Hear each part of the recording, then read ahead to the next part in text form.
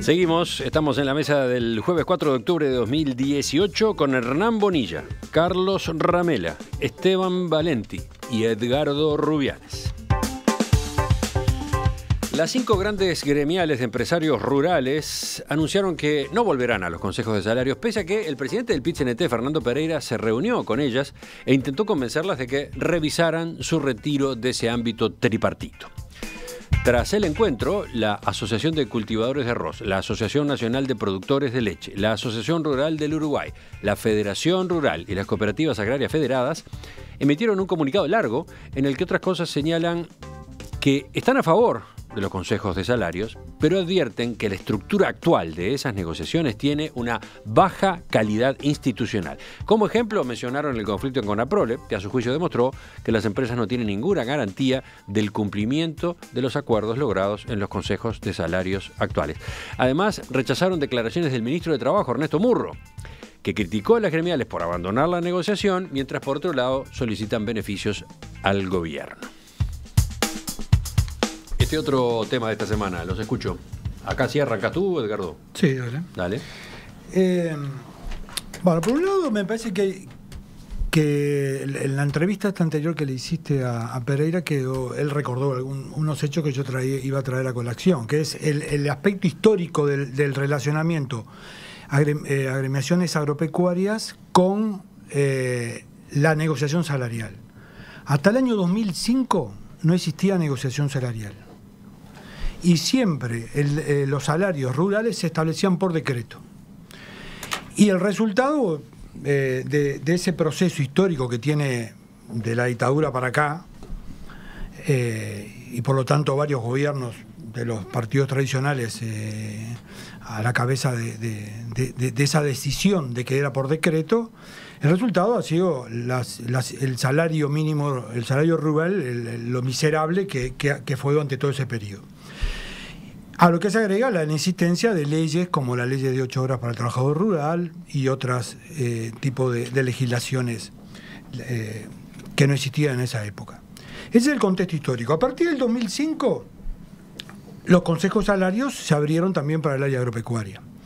Sin embargo, las agremiaciones rurales no fueron, ellos dicen ahora, a favor de los consejos de salarios, pero en realidad, y está bueno que lo reconozcan ahora, pero en realidad habría que decirles que se vieron obligados a esa decisión, porque en realidad nunca fue un elemento que le reivindicaran y que quisieran que hubiera una instancia de negociación. Bueno, ahora quieren una instancia de negociación, bienvenido sea que hoy reconozcan después de una cantidad de años la importancia de ese ámbito, que hasta ahora no era un elemento que lo reconocieran continuamente.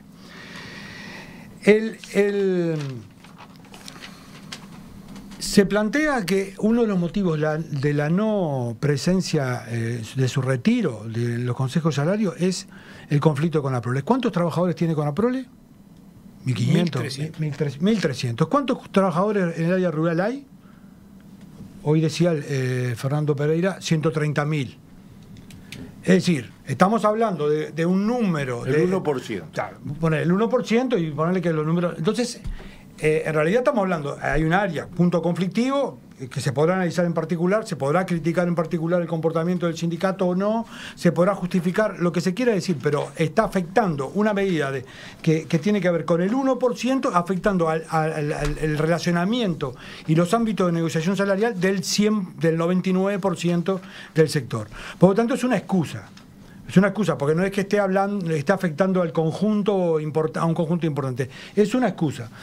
Entonces, en ese sentido, a mí no me llama la atención de que las agremiaciones tomen esta postura, porque en realidad su defensa de la existencia de los consejos salarios es obligada y creo que en el fondo no es sincera.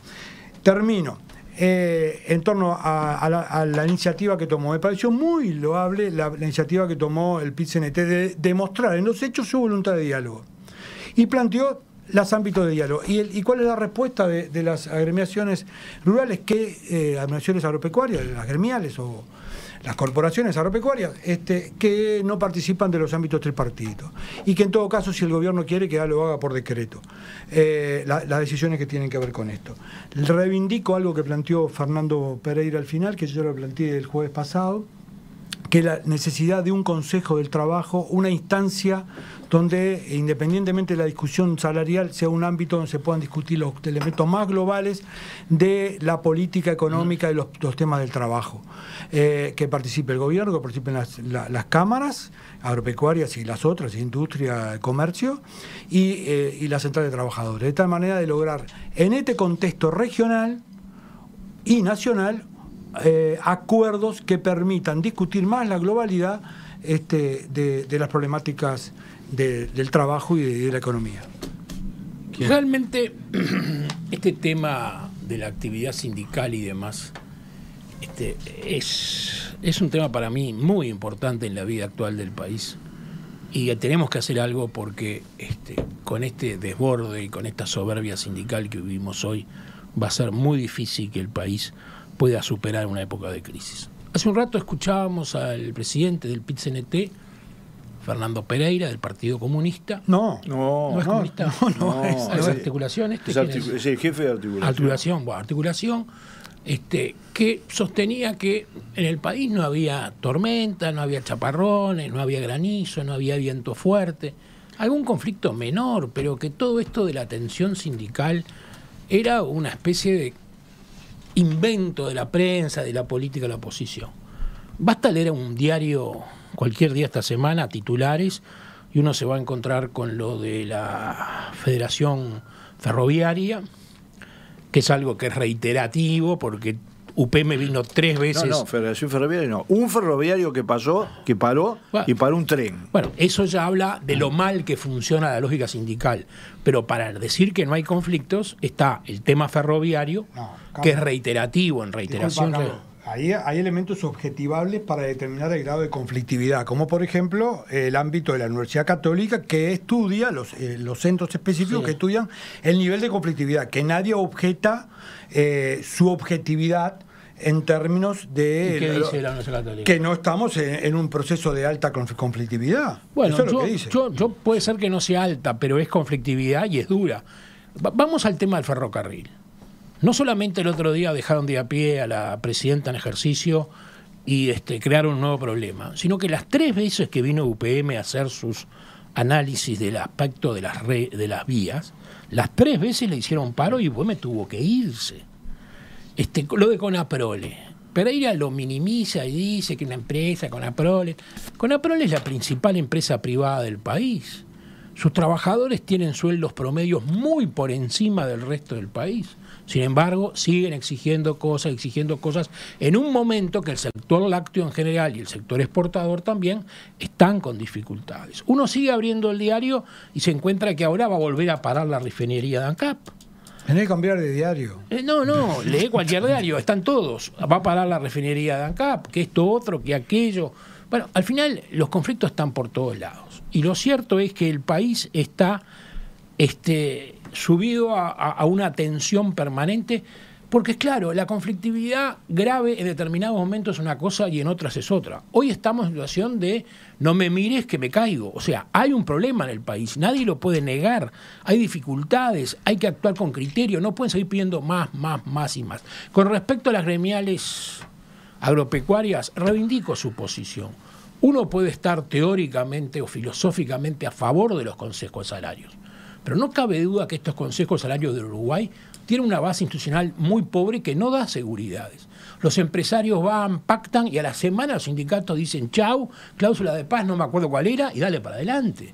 O sea, son un mecanismo para dar beneficios que además, de acuerdo a las interpretaciones jurisprudenciales y doctrinarias en boga, se vuelven definitivos, pero lo que los empresarios quieren lograr o quieren tener de tranquilidad, lo pierden siempre. Entonces, los consejos salarios, con un gobierno flechado y con Murro que juega un partido totalmente interesado, no son garantía para nadie, esa es la verdad. Entonces yo digo, yo prefiero no participar, prefiero no ser parte de este circo, de esta hipocresía, dictar por decreto el aumento que quiera. Yo sigo trabajando y produciendo para el país hasta que pueda, pero no me digas que te acompañe en una puesta en escena que es una farsa. Ahora los escucho a los otros 2 integrantes de la mesa. Que van a tiempo suficiente. Sí, además van a venir con intervenciones contundentes y breves. Sí, todo comenzó con este tema de el planteo sobre la participación de las agremiaciones. En realidad, quien dijo que se reunieran a las agremiaciones con los sindicatos sin la participación del gobierno fue el ministro Murro. Lo vimos todo. A mí me pareció muy mal, porque yo creo que de esta manera se abre la puerta para que pase lo que dice Carlos y lo que quieren muchas gremiales, que es: yo no participo y que se hagan los acuerdos bipartidarios, que es el objetivo de las cámaras. Es muy peligroso, eso implica un aumento sustantivo de la conflictividad y de la incapacidad de negociación, y yo creo que este es un primer paso que hay que seguir con mucha atención. Ahora, sobre el tema de que los consejos de salario, las tensiones y todo lo demás, ¿quién es responsable? Bueno, es notorio que a veces no es un problema de cantidad de conflictos, sino de calidad de conflictos. Es decir, la paralización de la obra de refinería durante mucho tiempo nos dio una caída en el PBI. Vamos a entendernos claro. Exactamente. En un proyecto estratégico como es UPM, para el gobierno, uno podrá discutir si es bueno o malo, pero para el gobierno es el proyecto más grande que tiene. Y además el ferrocarril central, con este tipo de conflictividad, pero yo tomo otro tercero. Tenemos un juicio de 352 millones de Hyundai contra el Estado uruguayo, contra UTE, porque le hicieron la vida a cuadrito el Zunca. ¿Está claro? Le paraban por cualquier motivo. Y todo eso en medio de situaciones que también hay que considerar. En el Consejo de Salarios de la Construcción, la Cámara de la Construcción, que, a ver, es inteligente, capaz, su presidente es una luz, y el Zunca firmaron un acuerdo para 43, que son los que trabajan, de los 75 que en algún momento trabajaron en la construcción. 43.000, ¿no? 43.000, sí. Por encima de la pauta del gobierno. Pero es obvio, si lo vamos a pagar nosotros. Claro. Lo vamos a pagar nosotros de dos maneras. En primer lugar, ¿y quién va a ganar en esto? El 30% lo ganan los trabajadores que están empleados. Los otros 20 y pico mil que están en la casa van a estar más desesperados y más desempleados. Y el otro se lo lleva las empresas. La plusvalía, para hablar en términos clásicos, va a aumentar sustancialmente en la obra pública, en las viviendas de interés social, en la capacidad de reacción del Estado en infraestructura, todo eso. Y lo firman, ya. Entonces, las relaciones laborales son muy complejas. Ahora, yo creo que mi proyecto... Ese aumento lo pagamos nosotros. Te estás refiriendo a que básicamente estas grandes empresas de la construcción trabajan para el Estado. A eso estás aludiendo. También, pero además que... A ver... No digo porque el oyente podría pensar siempre los aumentos salariales, entre comillas, lo termina pagando el consumidor. Sí, pero cuando te estoy hablando, el consumidor... Pero eso tiene sus excepciones. Por ejemplo, no sé, las empresas exportadoras, ¿no? Sí, claro, pero acá estoy hablando... Ahí no hay ese margen, no hay ese margen para ser generosos, porque después se depende de cómo se compite o no se compite en otros mercados. Las visiones de las patronales y de las organizaciones es de acuerdo en parte al bolsillo, ¿está? Entonces... Ahora, yo tengo una concepción. Un gobierno nacional tiene que tratar de tener incidencia en un aspecto fundamental, que es la política de empleo, de salarios. Es récord en la historia del Uruguay el aumento de los salarios, que siguen subiendo, a pesar del clima que hay, siguen subiendo los salarios. El último menos. Sí, siguen subiendo. Hay que reconocerlo porque los números subieron un poco. Bajó. Un poco. Bueno, está. Pero yo quiero decir lo siguiente. El drama de un gobierno es siempre, en todas las cosas, igual. Va a operar, trabajar, gobernar para los trabajadores o para los dirigentes sindicales. Va a trabajar para las empresas o para las corporaciones con lobby empresarial. Ese es el problema. La respuesta la tiene Hernán Bonilla. No, esa respuesta no la tengo. Pero creo que hay un punto en el cual la conflictividad que se da afecta a las empresas y afecta al país, y ese es el límite al que hay que intentar no llegar. Cuando las medidas que se toman terminan haciendo que la empresa tenga pérdidas, que implican que tenga problemas, que implica después que tenga que despedir trabajadores, por ejemplo, es un límite al que los propios trabajadores deberían ser los principales interesados en no llegar. O si hay un conflicto en el sector lácteo, por ejemplo, que llega al punto de que se pierde producción y se termina importando leche, hay un problema que no se está teniendo en cuenta en toda su magnitud.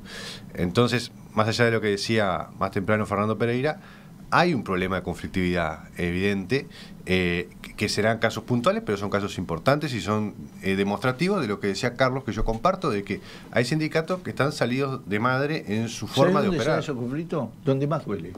Sí, Acércate. Esa es la ¿Qué estrategia. decías? Esos conflictos, ¿sabes dónde se dan? ¿Dónde más duele? Con la prole, el tema de AFE. Si vos encontrás un punto clave que duele, ahí tenés un buen conflicto. Y en un momento además en que la economía está notoriamente peor que la que estaba hace algunos años, se empiezan a ver los problemas, ¿no? Baja la marea y se empiezan a ver algunas piedras que tienen que ver con la forma en que funcionan los consejos de salarios.